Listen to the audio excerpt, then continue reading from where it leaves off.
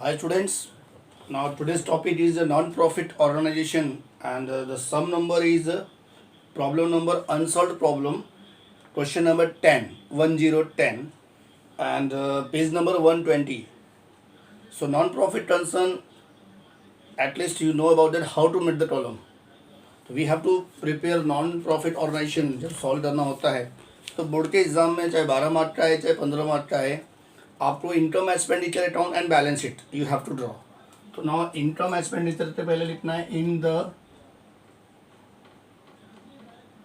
Books of, यहाँ पे दिया है KBP इंजीनियरिंग कॉलेज, A.B.P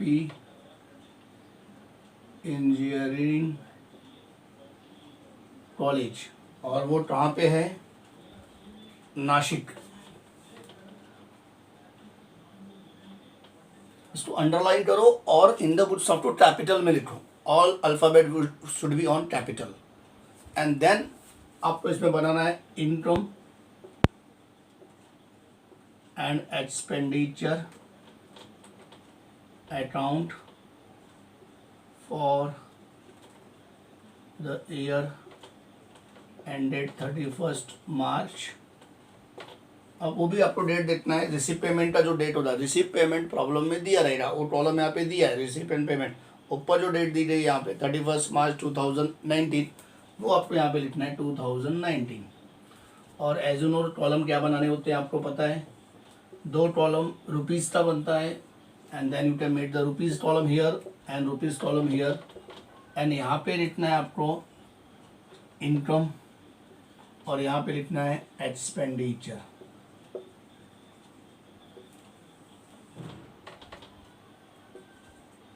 और उसके बाद एक बैलेंस शीट बनाना है आपको, बैलेंस शीट एज ऑन 31 मार्च 2019। उसको जब आप बनाते हो तो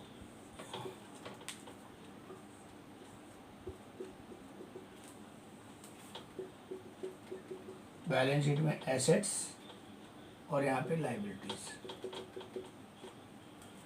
तो जैसे जैसे मैं बताते जा रहा हूँ आप वीडियो को पॉज करके you have to make the column properly and problem आपके सामने है, पेज नंबर 120 क्वेश्चन नंबर 10। तो now first cash in and cash at bank it will be not come anywhere because it is last years information. और receipt में जो पहले cash in and cash at bank दिया रहता है वो last year का इन्फॉर्मेशन होता है, it will be not come any post in anywhere except अगर लास्ट ईयर का बैलेंस शीट बनाना रहेगा तब आपको एसेट में लिखना है, बट आपको लास्ट ईयर का बैलेंस शीट नहीं बनाना है, 2018 का बैलेंस शीट नहीं बनाना है, we have to make the balance sheet of 2019।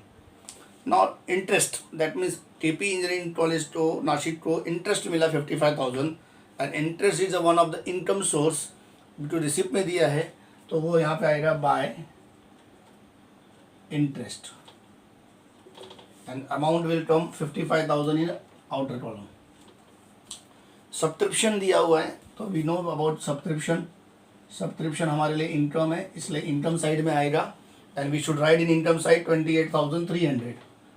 We should write inner column because अपना adjustment number first second is given outstanding subscription, it is adjustment related, that's why we are writing in the inner column. Next, life membership fees. See, life membership is a membership means the members will pay once in a time, only once time he or she will pay for whole life. Suppose any student parents want to become as a member of our Dandekar college and he or she will be approached to the college principal, and if the management, if everybody is ready to receive the life membership fees, so that means he become a life membership member. आप किसी भी non profit organisation का member बनना चाहते हो और वो आपको एक ही बार पेमेंट देना है वंस इन अ लाइफ, तो उसका पेमेंट जो रिसीव करेगा नॉन प्रॉफिट ऑर्गेनाइजेशन वो नॉन प्रॉफिट ऑर्गेनाइजेशन के लिए लाइफ मेंबरशिप फीस कहलाएगा। So there are so many person in the world, those who are paying once in a one time only and become a life membership. But amount will be very high because life membership fees depend upon the NGO will be received or not, and what the circumstances, what the rules and regulation of the organization will be decided by the NGO. तो now life membership अगर organisation को मिलता है, NGO को मिलता है, non profit organisation will receive, so it will be treated as a liability. उसको regular income में नहीं रख सकते. वाई? इधर रेगुलर जो इनकम आता है वो रेवेन्यू इनकम होता है, और ये कैपिटल इनकम है, कैपिटल रिसिप्ट है. That's why we are adding the liability side. अब आप डायरेक्ट लाइबिलिटी ऊपर भी लिख सकते हो, नीचे भी लिख सकते हो, कहीं भी लिखो इन outer column. Life membership fees. And what is the amount of life membership fees is 25,000. Balance sheet liability side. Don't write in income side of income expenditure. Donation as usual अपना income है but adjustment है, so we can write by donation here.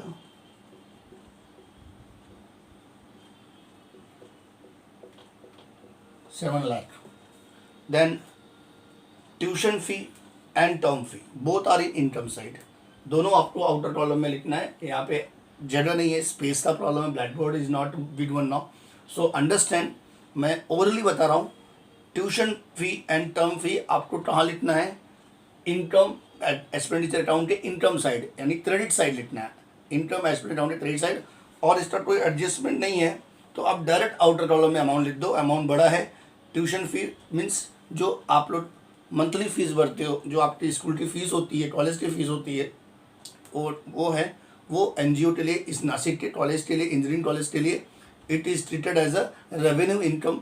So it will be write is a 12,30,000. ये once time में ही भरा हुआ है. ये हर महीने या फिर 4-4 महीने पे या फिर पार्टली पेमेंट या इंस्टॉलमेंट पे, वो सब ओवरऑल सभी स्टूडेंट का मिला के वहाँ पे एक अमाउंट होता है जिसका ट्यूशन फी बताया गया 12,30,000. We should write in the income expenditure income side. That means income expenditure credit side. Term fee also, it is a, you know very well, term fee we are paying means आप student हो, आपको पता है term फी साल में 2 बार भरना पड़ता है. वैसे यहाँ पे भी 2,08,000 दिया, वो इनकम साइड में आएगा. सन्डे रिसिप्ट आपका 8,000 आएगा, वो भी आउटर कॉलम में आएगा. एडमिशन फीस पहली बार रेवेन्यू ब्रैकेट में दिया है, that is treated is a revenue income 60,000. We should write in the income expenditure credit side outer column में. रेवेन्यू ऑर्डर नहीं दिया होता ब्रैकेट में, if it is not mention revenue in your problem, you can not write is the income expenditure account in credit side. You should be right. अगर revenue नहीं दिया होता तो आपको बैलेंस शीट के लाइबिलिटी साइड में लिखना है. You can show the balance sheet का, वो आपका कैपिटल रिसिप्ट बन जाता है. अभी ये रेवेन्यू रिसिप्ट है, that's why it come to the income receipt, that's why it come to the income credit side. तो लास्ट में 3 पोस्टिंग यहाँ पे नहीं बताया हूँ, आपको डायरेक्टली लिखना है. आप देख के लिख सकते हो, और इस तरह से आपका रिसिप्ट साइड पोस्टिंग पूरा हो गया. अब आ जाओ पेमेंट साइड. पेमेंट में लिखा है सैलरी टू टीचिंग स्टाफ, तो आपको टू सैलरी टीचिंग स्टाफ, ये क्या पेमेंट है, एक्सपेंडिचर है 11,70,000. आपको डायरेक्ट यहाँ पे लिखना है क्योंकि उसका एडजस्टमेंट नहीं, इसलिए आउटर कॉलम में लिखना है. इलेक्ट्रिसिटी चार्जेस, लाइट का बिल है, कॉलेज का बिल है, इंजीनियरिंग कॉलेज है नासिक में, केपीबी इंजीनियरिंग एनजीओ है, उसका पूरे साल भर का लाइट बिल कितना है 55,000. तो you can write to electricity charges 55,000. उसके बाद आपका बुक्स दिया हुआ है, तो बुक्स करते समय ध्यान में रखना है कि जो बुक्स है वो कॉलेज के लिए, for the college it is as a assets. Engineering college हो या यूनिवर्सिटी हो या स्कूल हो, जब बुक्स की बात आती है, जब आप ये नोटबुक की बात आती है, बुक्स की बात आती है, तो वो एज अ एसेट बन जाता है. तो यहाँ पे 61,000 दिया है, वो करंट ईयर का दिया है, यानी इस साल उन्होंने परचेज किया. तो लास्ट ईयर का इन्फॉर्मेशन 6 लाख दिया हुआ है. तो जरा ध्यान से देखो, इसको लिखते समय पहले आपको बुक्स लिखना है एसेट साइड में, देन 6 लाख आपका लास्ट ईयर का बैलेंस लिखना है, फिर प्लस परचेज, यानी during this year how much amount it should be purchase 61,000. Total 6,61,000 हो गया, प्लस करने आता ही आपको। देन आफ्टर आपको देखना है कि 2019 31 मार्च last accounting year of the day, the balance was 6 lakh. So this will be right in the outer column. Why? Because this is the actual balance, it is given in your additional information. So 6 lakh है, total 6,61,000 है, then 61,000 is a depreciation on goods. यानी goods की value कम हो जाती है use करते करते, तो ये आपका डिप्रिसिएशन 61,000 आपको यहाँ पे लिखना है, depreciation on goods.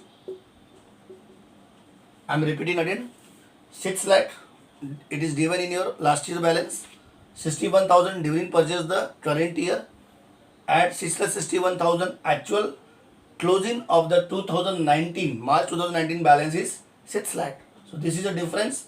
We are getting the 61,000 as a depreciation, and we are right in the income aspect around debit side 61,000.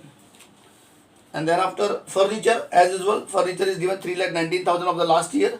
So first of all, we are right in a furniture here, and we should write last year's amount 3,19,000, and then again this year furniture will be add 51,000. Same जैसे books का किया था वैसे same करना है, 51,000। अब इसको add कर दो, 3,70,000। अब उसमें एक्चुअल बैलेंस इस साल ने कितना दिया है, 3 लाख दिया है, तो इसमें माइनस डिप्रेशन कितना हो जाएगा, इसका डिफरेंस 70,000। और ये जो 70,000 है, we should write here to depreciation on furniture 70,000। तो सेम वैसे ही किया, लास्ट ईयर का बैलेंस करंट ईयर में कितना परचेज किया वो आपको पेमेंट में से आ जाएगा, एंड देन 70,000 तो ऐड करके 3,70,000 है, और एक्चुअल बैलेंस 3 लाख का आपका यहाँ पे दिया हुआ है, तो 3 लाख का जो बैलेंस है वो आपको डिफरेंस चेक देखो, इनर कॉलम में 3,70,000 है, आउटर कॉलम में 3 लाख है, तो डिफरेंस इतना हुआ 70,000। क्या हो जाएगा, माइनस है, तो माइनस का नाम क्या देंगे, depreciation, and then second effect will come to the income expenditure debit side. Then stationery is the one kind of expenditure, तो stationery को तो आपको यहाँ पे लिखना ही है, उसका कोई इशू नहीं है, उसका कोई एडजस्टमेंट भी नहीं है, and amount is 21,800, outer column में लिखना है।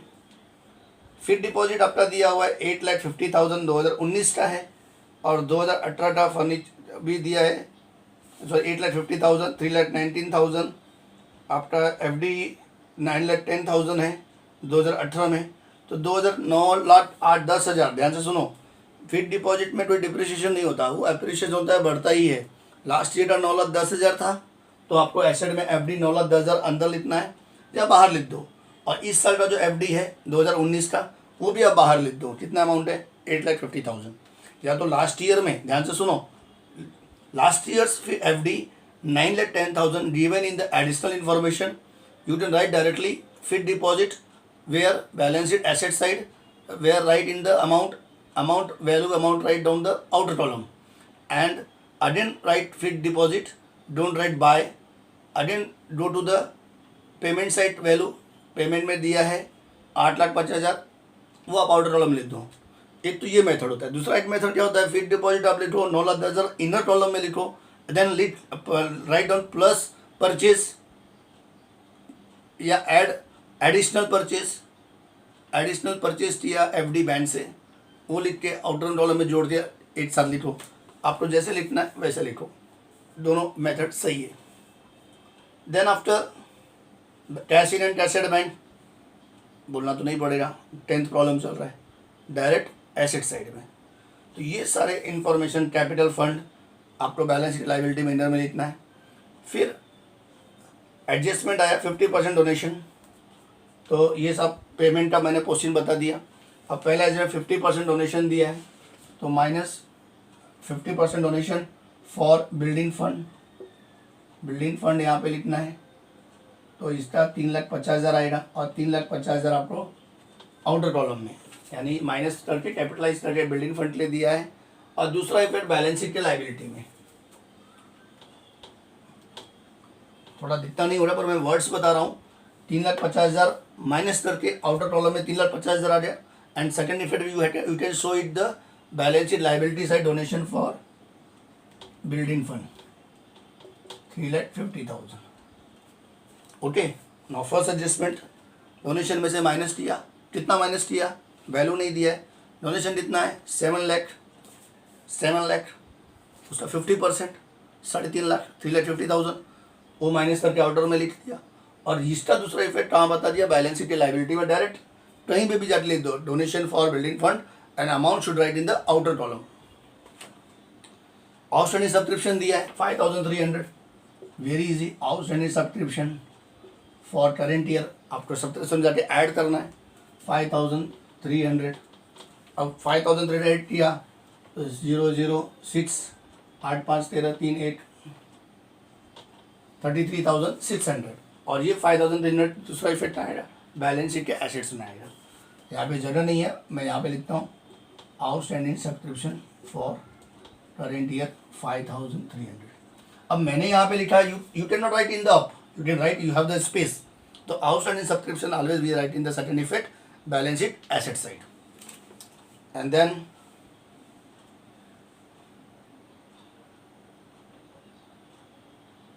Life membership fees as a traded capitalise, वो तो हम लोगों ने life membership as a capitalise बोल ही दिया है, तो हम लोगों ने डायरेक्ट लाइबिलिटी में ही शो कर दिया है, वो हमने यहाँ पे बताया नहीं। कुछ बच्चे यहाँ पे बता सकते हैं लाइफ मेंबरशिप माइनस 100% इधर नील हो जाएगा, या फिर डायरेक्ट आप लाइबिलिटी में लिख दो, दोनों सही है। तो इस तरह से आप टोटल करो, अमाउंट लाखों में है, lakh and rupees is there. Calculation करते समय जोड़ते समय ध्यान से करो, डेफिनेटली आपको उत्तर आएगा 5,59,550 इज अ सरप्लस। मैंने सॉल्व किया है, आप भी सॉल्व करो, उत्तर आएगा। और उसके बाद में बैलेंस शीट में जाके ऐड करो कैपिटल फंड में, और बाद में बैलेंस शीट टैली करो। ये जितना भी मैंने बताया, अगर 12 में से क्वेश्चन आता है बोर्ड में तो 10 मार्क मिलता है, और अगर इन केस 16 मार्क का है तो आपको 13 to 14 मार्क्स ईजिली मिल जाते हैं।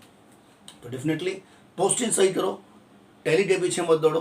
पोस्टिंग करके आपने इतना भी किया बोर्ड के एग्जाम में तो 12 मार्क्स आपका किधर भी नहीं गया। But those who student want to